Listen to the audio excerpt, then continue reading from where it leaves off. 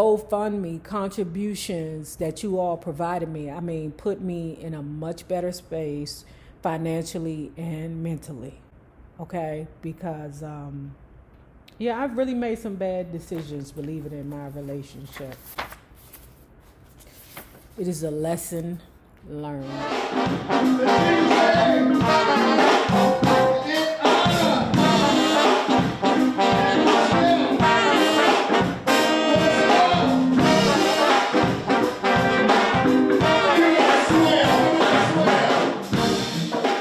So now that I'm back at work, child, I need a work bag.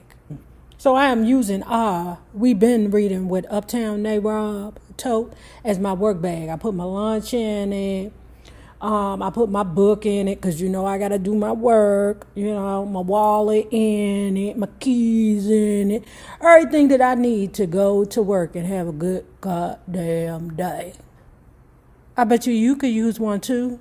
Go on over there to uptopbeauty.com and check it out. Brace yourself now for the following announcement.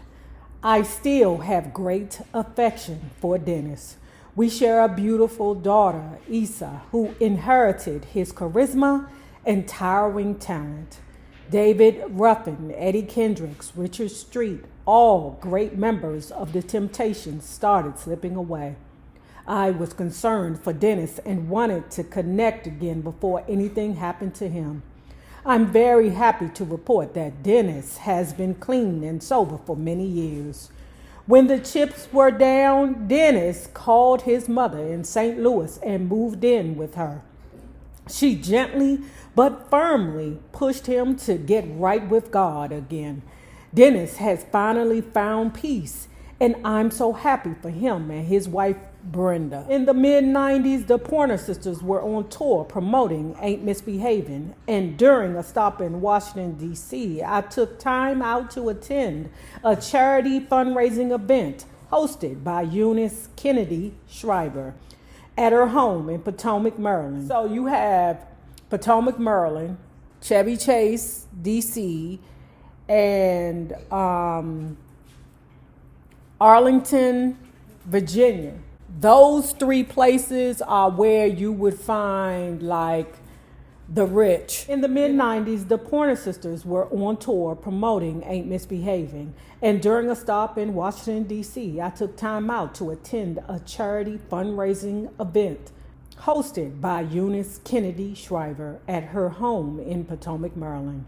Eunice and I were chatting when all of a sudden I heard Dennis's unmistakable voice belting out one of the Temptations' classic hits. Unbeknownst to me, they had been booked to perform at the event. My stomach had butterflies and my knees almost buckled. I don't care what you say about we was just drug buddies. We knew that you was trimming off Dennis Edwards. I mean, it's Dennis Edwards. Anyway, my stomach had butterflies and my knees almost buckled. I hadn't seen Dennis since the divorce. Eunice noted my shocked expression and asked if I was all right. I mumbled. Shut up, Lou. I mumbled that I had been married to Dennis for a spell back in the 80s. Whereupon she took me by the hand and led me into a large tent set up outdoors and up to the staging area. When he spotted me, Dennis announced, "Ladies and gentlemen, I have 2 wives in the audience, one of which is a Pointer Sister with whom I shared a lovely daughter. The other is my current beautiful wife. One of them sings, so I'm going to ask if she'll join me up here." No disrespect, Brenda. I forgot what we sang that night, but not that any hard feelings remaining between us were instantly washed away. I didn't have the luxury to sit around and sulk after our breakup because the tour, record, promote, grind never seemed to stop. In retrospect, I'm truly amazed at not only our output then, but by the high quality of our work. It didn't get any better than our 1981 album, Black and White. The reality was our sound at the time had evolved into progressive Black contemporary pop that was positive, sophisticated, and accessible. We wanted mainstream success and got our wish with Black and White. Slow Hand was the song that got us there.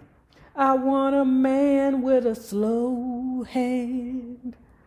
I want a lover with an easy touch. What no one could debate was the song's success. In America, the song zoomed all the way to number 2 on Billboard's Hot 100 and stayed there for 3 weeks in the summer of 1981. Kept only from reaching the top by Diana Ross and Lionel Richie's mega hit duet. Two hearts, oh baby, you wasn't gonna beat that. Two hearts that beat as one. I don't give a fuck if you sang 3 top 10 hits at the same time. You wasn't surpassing. Our lives have just begun. It also reached number 7 on the R&B charts, our first top 10 since 1975. With another long tour under our belt, I went to my mother's place in Nevada to spend time with her, Fawn, Malik, and Issa. My kids really flourished under my mother's care. She gave them plenty of love and attention and a heaping dose of spirituality. When it was time to get back to work, Anita allowed me to live in her Burbank condominium while I saved up to buy my own. A few months later, I purchased a condo just 2 doors down from Anita's on Sarah Street off Pass Avenue, at which Mom gently suggested I might want to try giving parenting another shot. She was getting older after all, and taking care of her house and my kids was getting to be too much for her. We had all chipped in and hired Rose Gibson to help.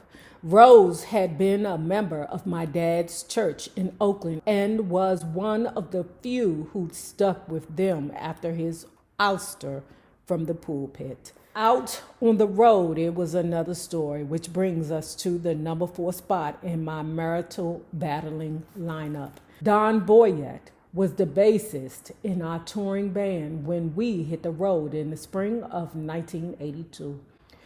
He was super talented, and that instrument practically melted in his hands. The fact that he was tall, fit, and handsome didn't hurt. I was always drawn to Don because he was funny, kind, and also hailed from Oakland. He was a good 10 years older than me. So Excited was our 9th studio album and the 5th for Planet Records. The album contained some of our best material to date, including the single that launched the Pointer Sisters into the musical stratosphere. Tonight's the night we're gonna make it happen. Tonight we'll put all other things aside. I remember when the great singer and my longtime friend Patti LaBelle asked us how we crossed over into the musical mainstream. Patti was working on her album Winter in You and wondered if I would mind if she asked Richard to work with her on a couple of tracks. I told her, go ahead. 2 things happened after that, and neither one surprised me one iota. Thanks to Richard, Patti's song, On My Own, once again now, one more time by myself, went to number 1. And the next time I saw her, Patti exclaimed, Lord, I don't know how you guys work with that man. I never want to work with him again. Being the hot new thing is a great feeling, but it's a good idea to not get used to it because there's always a hot and newer thing tailgating your ass. Word. By 1983, the Pointer Sisters had celebrated a decade in the spotlight and kept up a scorching pace that put most other acts to shame. If James Brown was the hardest working man in show business, then the Pointer Sisters were the hardest working women in entertainment. When the booking agency sealed the deal, we'd show up and play anywhere: nightclubs, supper clubs, cabarets, festivals, amusement parks, benefits, amphitheaters, military bases, and even a prison or two. Pretty much any place that had a stage and a dressing room, and sometimes no dressing room. Sometimes we were contracted to sing twice a night, and on some occasions, 3 times a night. I don't believe a musical voice is meant to do that and remain healthy. But you got to get that money while you can. That's another reason why I decided to go back to work. And y'all, let me tell you something. I'm working this PRN job, but these motherfuckers got me working damn near 25, 30 hours a week. I'm like, wait a minute, this right here, this not a part of the deal. But in my mind, I need to get this money while I can. Made some bad decisions, believing in relationships, and I left myself. The GoFundMe contributions that you all provided me, I mean, put me in a much better space financially and mentally, okay? Because, I've really made some bad decisions believing in my relationship. It is a lesson learned. There was volatility and quiet desperation to our career that drove us to work so hard. We knew that if we didn't succeed, our children and parents didn't eat. The same went for all the people on our payroll. Remember when we read Ike Turner? And Ike Turner was like, oh, it was sad that I wasn't making the money like how I was with Ike and Tina Turner. Okay, but it was also invigorating because I didn't have to pay what came with Ike and Tina Turner. Because when he was with the Review, he had a bevy of people that was on a payroll, and that responsibility weighed heavily on him. When it's just Ike Turner doing a club here, doing a club there, all he got to worry about is the Ike Turner. The Pointer Sisters straddled that fine line between popularity and success.